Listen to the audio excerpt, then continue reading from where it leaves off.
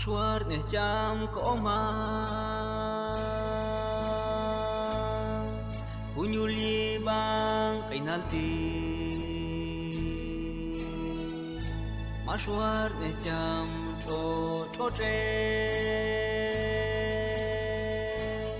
te a e no e kalna wina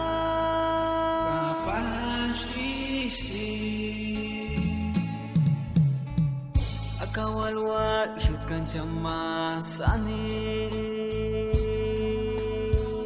Asha pastinani mayalket ne elo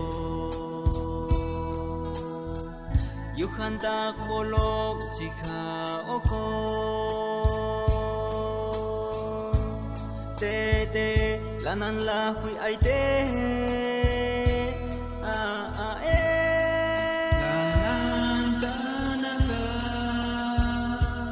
cho tre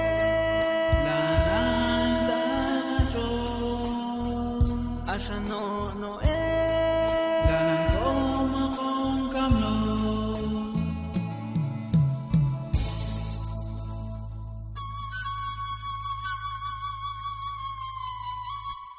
قبل شام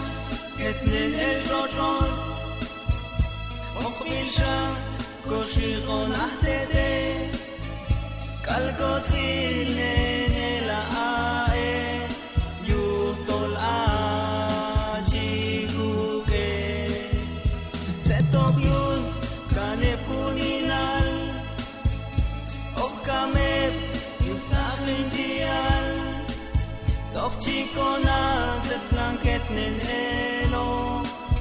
koberekshi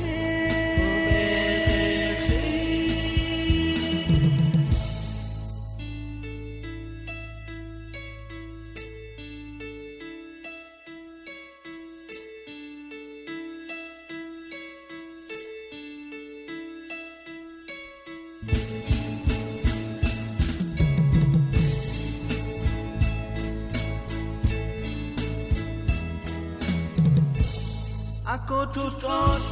lanan yok nani Chito warke kohat ne noko Yuhtol kuncha kulwas ne balko mamti O palkula kuteni Okbilsha hetnyen el jojon Okbilsha koshikon ahte